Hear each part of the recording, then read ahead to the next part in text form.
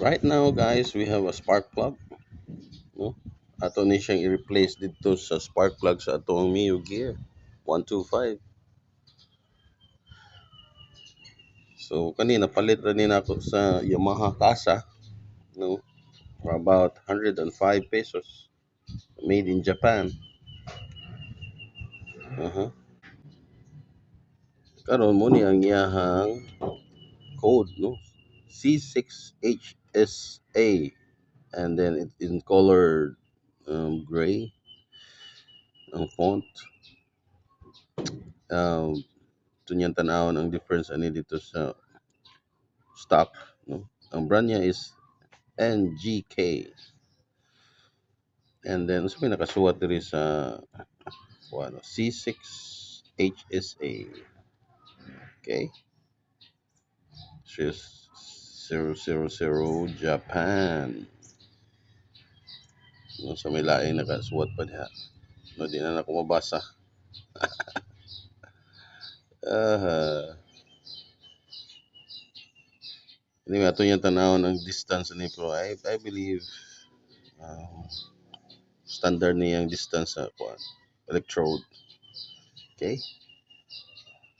So unsa man ang mga tools nga need nato para mag-replace. Simple lang, no? Uh, okay. Screwdriver kay ato nang ablihan ang panel dito sa dapit ang kuan. And then we need a asa naman to ako pagitaon. Oh, kani, no? Spark plug wrench. 16 mm para sa kaning spark plug. Okay, mo ni ang tools kinahanglan. And then mag-andam ta og murag video basa-basa nga trapo kay trapuhan to nato ditong parts. Kay abog na. Okay?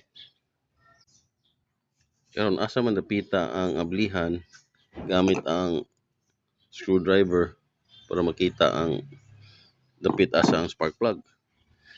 Kani imong ablihan na ablihan taning ng kuranan hood, and then right over here kani nga panel, no? Kani sa front kani tanan diri. Nani tulo ka screws. Ang usa na diri sa wala. Nya ikaduha na diri. Nya ikatulo dito opposite ani. Muna atong ablihan niya atong tangtangon. Okay? Alright. We'll start. Okay.